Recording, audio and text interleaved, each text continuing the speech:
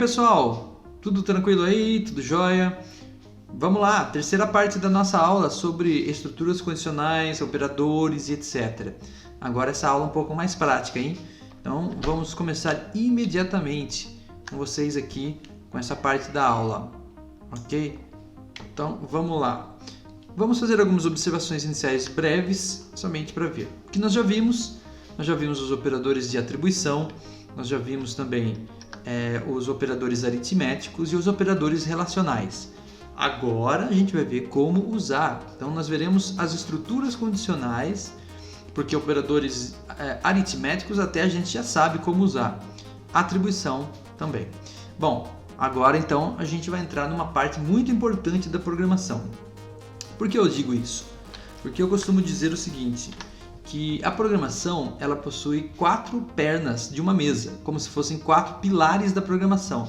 Uma mesa com 4 pernas, se você tirar uma, ela cai, né?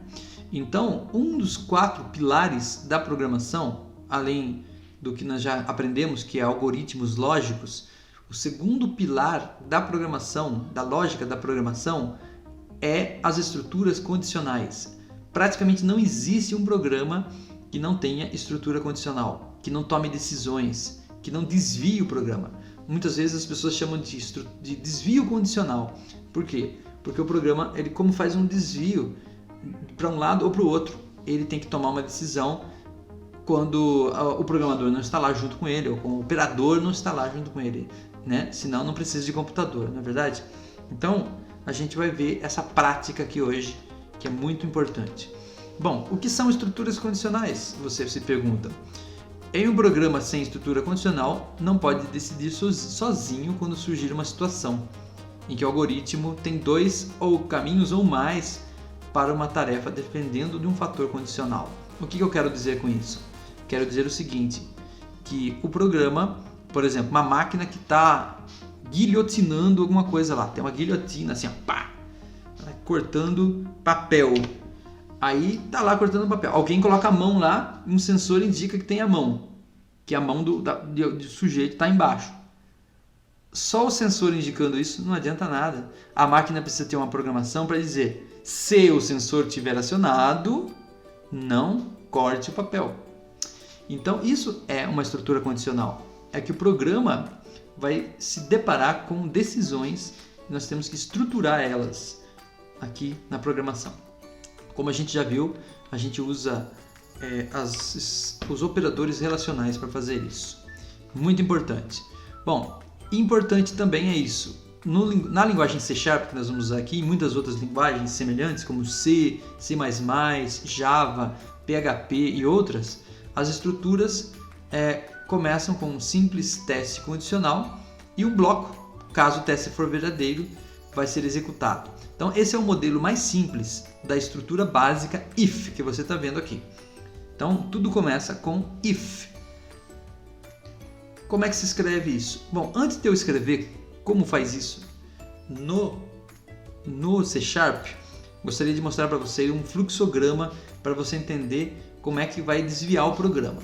Então, por exemplo, eu tenho uma instrução lá, eu coloquei o nome de instrução A, que é uma instrução qualquer do programa, um código, console, write line, qualquer coisa assim, ou uma captura de uma variável, normalmente é isso, que antecede um teste condicional. Então, digamos, isso aí está rodando o programa normalmente lá. De repente, aparece um teste condicional, que é um if. Esse daí é o if, ó. Dentro do if vai o teste, que é aquela estrutura, aquela expressão lógica. Se a expressão lógica der verdadeiro, então o que o programa deve fazer? Ele deve ir por esse caminho, para a instrução B, mas somente se o teste der verdadeiro. E depois o programa pode continuar o seu fluxo natural. Agora, se o teste condicional der falso, o que ele deve fazer? Para a estrutura básica if, ele não deve fazer nada. Ele deve continuar no fluxo normal. Aquela bolinha representa o ponto onde não há um desvio. O programa segue o seu curso. Então ele poderá executar a instrução C. Então veja, num programa com um teste condicional simples, o que pode acontecer? Pode acontecer de ele executar A, B e C. Mas, se o teste der falso, ele vai executar AC. É isso que vai acontecer. Ele vai pular uma instrução. Então, veja que essa instrução B, ela é condicionada. Ela só vai ser executada se o teste for executado. Interessante, né? Como é que eu faço isso na programação? Esse que eu falei aqui, ó. Como é que eu faço isso na programação? Bom, no C# e muitas outras linguagens a gente escreve dessa forma aí. C, if.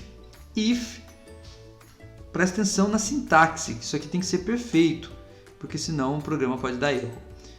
If, entre parênteses, e aqui dentro uma expressão lógica, que é aquela expressão que usa operadores relacionais, como igual, igual, menor igual, maior igual, diferente.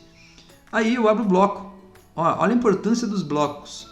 Eu abro o bloco e coloco as instruções. Pode ter 1, 2, 10 instruções aqui dentro. Não esqueça de fechar o bloco. Então, o meu programa tende a ter vários blocos de programação. A gente está acostumado com poucos, mas à medida que a gente vai estruturando mais, vai tendo mais. Só o que tiver dentro do bloco pertence ao verdadeiro do if. Vamos citar um exemplo? Vamos fazer um exemplo, né? Melhor dizendo. Um exemplo bem simples disso seria, por exemplo, a gente pedir para um usuário digitar a idade dele. Se ele for de maior, a gente dá uma mensagem que ele pode tirar carta. Se não, não. Algo assim. Muito simples, né? Então vamos fazer esse teste aqui. Eu vou lá para o meu código no Visual Studio e a gente vai fazer isso agora. Então eu já tenho aberto aqui um codiguinho, né? Opa, tá até digitado uns negócios aqui. Não tem nada aqui, ó. Você pode fazer isso no Visual Studio ou usando as ferramentas na internet. Então, simples. Vamos declarar uma variável, idade. Opa, tem que declarar o tipo, né? Idade é int. Eu vou pedir para o usuário digitar a idade. Então eu digito aqui, ó, console.writeLine.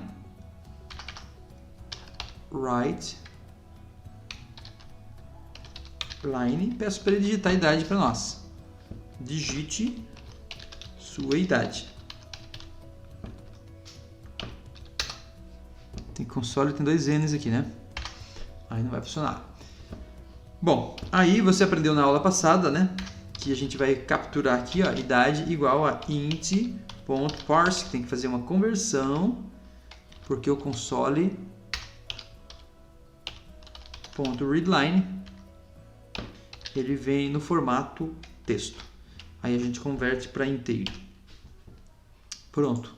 Agora eu já tenho a idade que a pessoa digitou. Sei lá que idade é essa, mas ela está aqui dentro de idade. O que eu faço então? Seja lá qual for a idade, eu entro com uma estrutura if. Ó, vou até aumentar aqui para você ver. Meio doidão, hein? If. Agora vem o segredinho aqui, ó. If o quê? Eu quero saber se a pessoa é de maior. Então, qual é o teste que eu faço? Idade, que é a variável onde tem a idade da pessoa, maior ou igual. Eu não posso colocar igual, por quê? Porque, ó, veja bem, se eu colocar igual, se a pessoa tiver 19 anos, vai dar falso. A pessoa não é de maior se ela tiver 19 anos. E se eu colocar só maior que 18, então quando a pessoa tiver 18, vai dar falso também. Então o ideal aqui é maior ou igual 18. O que eu faço se a pessoa for maior ou igual a 18? Eu mando uma mensagem para ele.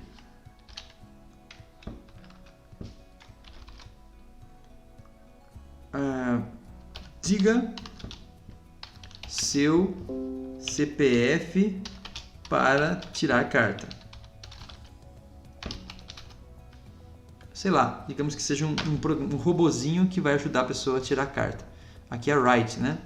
Write line. Pela internet, sei lá, a pessoa vai tirar a carta. Então, somente ele vai pedir o CPF se a pessoa tiver maior que 18 anos. Não faz sentido pedir o CPF para ela tirar a carta se ela nem pode tirar a carta.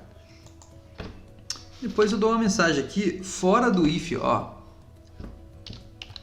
console.writeLine Obrigado pela atenção. Acabou o programa. Então o que está acontecendo aqui? Está acontecendo o seguinte, ó, olha o bloco aqui. Ó. Então está acontecendo o seguinte, tudo isso aqui ele vai ser executado, não importa se a pessoa tem mais de 18 anos ou não. Isso aqui não está incluído em nenhum teste condicional. O teste começa aqui. Então, esse teste pode dar verdadeiro ou falso. Se der verdadeiro, ele vai executar essa linha aqui. Se der falso, não vai executar nada.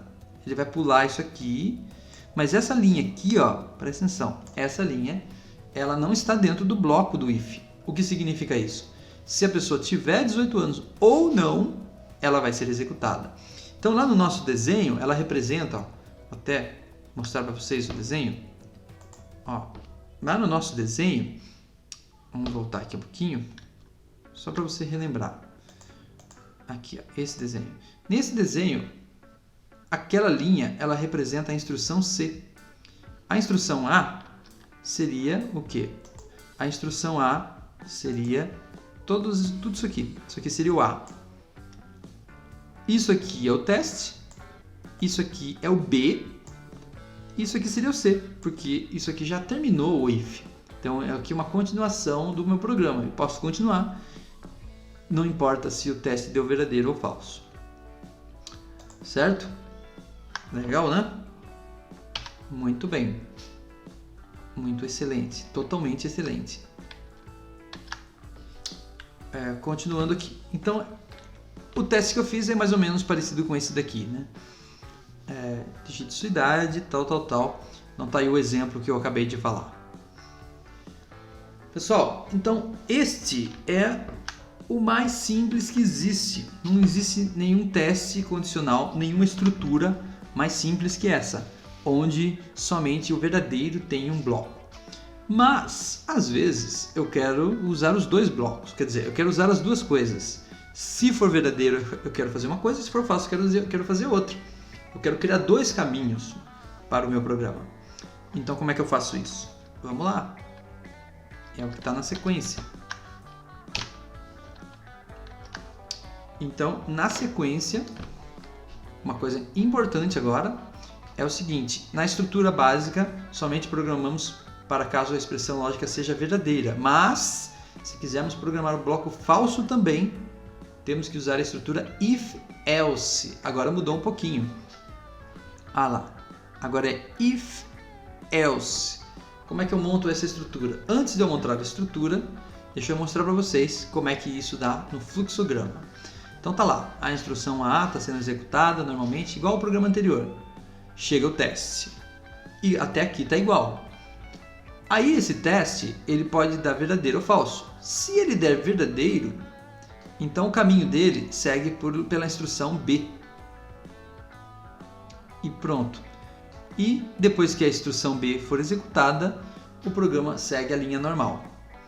Agora, nesse caso específico, se o teste der falso, então ele segue para a instrução C. Veja que agora a instrução C, ela não é uma instrução que todo mundo vai executar. Ela só vai executar se o teste que eu fiz der falso. E depois o programa volta para o fluxo normal. Em seguida, eu tenho a instrução D. Então, olha que legal agora, veja. Então, agora eu tenho a seguinte situação. Ó. A instrução B será executada se o teste for verdadeiro. E a instrução C será executada se o teste for falso. E a instrução A e B sempre será executada. Então, esse programa pode ter o seguinte fluxo. ABD ou ACD. Uma das duas coisas é o que vai acontecer. Ou vai ser ABD ou vai ser ACD. O que eu quero lembrá-los é que eu estou representando aqui a B e C como se fosse uma instrução apenas para a gente aprender, mas não significa que é uma só. Dentro do bloco do if e do bloco do else eu posso ter um monte de instrução. Então esse A, ele pode significar A1, A2, A3, A4 ou, perdão, o A não, o B, B1, B2, B3, B4 ou e o C também. Ou eu poderia falar A, B, C, D, F, G, H e J é tudo o que vai ser executado se for verdadeiro. A, I, F, G, H, I e assim por diante, é o que for falso. Algo assim. Tá? Então, vamos lá. Como é que eu faço isso na prática? A sintaxe para o comando if-else é o seguinte. É parecido. Começa com if, expressão lógica, mesmo jeito, dentro do parênteses. Aqui eu abro o bloco para o verdadeiro. Fecho o bloco. Presta atenção agora. Aí vem a palavra else. Você tem que acertar muito certinho essas palavras. Else. E aí eu abro outro bloco e coloco as instruções e fecho novamente. Então essa é o bloco completo do if-else. Aqui é verdadeiro, aqui é falso. Então vamos lá, vamos dar uma ajeitada no nosso programa que a gente já tem. Eu vou usar o mesmo programinha ali que a gente já começou a mexer nele. Tá aqui, ó. Aí tava assim, ó, digite a sua idade. Até aí tudo bem. A questão é, se ele tiver mais de 18 anos, diga seu CPF para tirar carta. Agora eu quero programar a sequência aqui, ó, else. Se for falso, eu quero dar uma mensagem também, que só vai mostrar para se for falso. A mensagem é: infelizmente, você não pode tirar carta. Ainda. Tá bom, né? Ponto e vírgula. Tá bom. Só dar uma retornada aqui. Ah lá. Infelizmente você não pode tirar carta ainda. Tá vendo? Então aqui está o bloco. Aqui está o bloco do verdadeiro. Aqui está o bloco do falso. Agora, se eu quisesse fazer, se ele tiver mais de 18 anos, eu vou pedir a carta, eu vou registrar o nome dele, o CPF, eu vou, isso aqui, eu vou fazer uma consulta, não tem problema nenhum, é só continuar digitando o código aqui, ó. Milhares de código pode ser digitado aqui, dentro do if. E a mesma coisa dentro do else, posso continuar meu código aqui. É que no meu exemplo não tem tanto código, só tem isso aí mesmo. E aí, obrigado pela atenção. Esse obrigado pela atenção representa o D, ou seja, aqui é o A, B, C, D. Então o programa pode executar assim, ó, A, B, D ou A, C, D. Nunca os dois, nunca, nunca, nunca, nunca, porque não tem como um negócio dar verdadeiro e falso ao mesmo tempo. Certo? Então, isso é um desvio condicional. Perfeito. Excelente. Bom, voltando aqui então na nossa apresentação, você tem o exemplo que eu acabei de mencionar agora aqui. Exatamente o que eu acabei de fazer. Tá aí. A única coisa, a diferença é que eu disse menor de idade e maior de idade. Só isso. O resto está igual. Bom, algumas observações sobre estruturas condicionais. Estruturas if e if-else não tem ponto e vírgula. Você notou isso? Ó, vou botar aqui para você ver. Ó. Aqui tem ponto e vírgula, aqui tem ponto e vírgula, aqui tem ponto e vírgula. Quando você declara if, cadê? Não tem ponto e vírgula aqui, ó. Não tem. Por quê? Porque isso aqui não é uma instrução. A instrução está aqui, ó. Isso aqui é um teste. Ó, isso, os bloquinhos de abrir, nada disso tem ponto e vírgula. Ponto e vírgula é só para instrução. Isso aqui é um teste, não é uma instrução. Isso aqui é uma estrutura.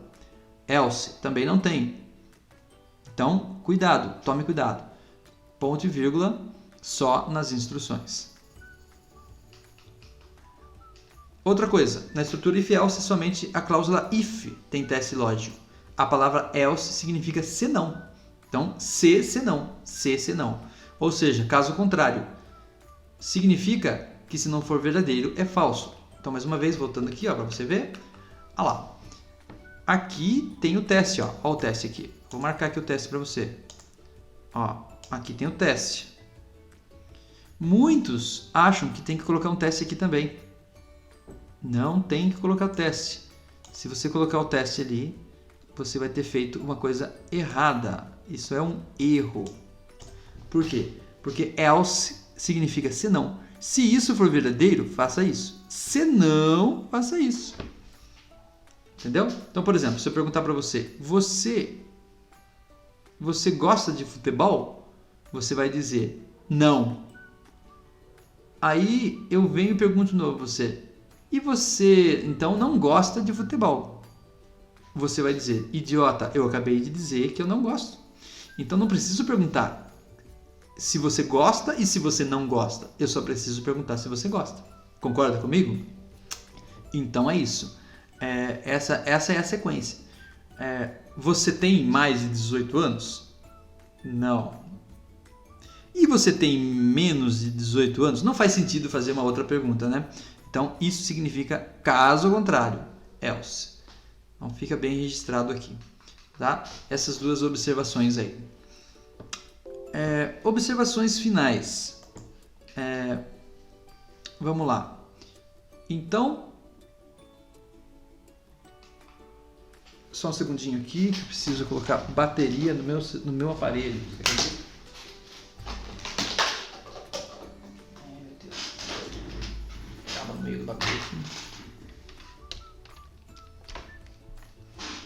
Desculpa, estava acabando a bateria do meu notebook. Observações finais. Presta atenção, as expressões podem envolver texto desde que usemos os operadores, já falei isso na outra aula, igual ou diferente. Então, essa é uma situação que você deve lembrar sempre. Juntando os conceitos que a gente aprendeu até agora, então, é possível montar condicionais para que o programa possa tomar decisões. É possível também fazer coisas mais complexas, né? Decisões mais complexas, com mais fatores, com mais caminhos, não apenas dois do verdadeiro e falso. Mas isso é um assunto para aulas futuras. A gente vai começar agora a treinar. Então, quais são os próximos passos? Bom, primeiro de tudo é treinar. Então, a gente tem alguns exercícios para você fazer. São poucos ainda, mas a gente vai começar a aumentar a carga de exercício à medida que você vai treinando. Mas programação é igual academia. Você tem que treinar. Se você aprender só, você aprende.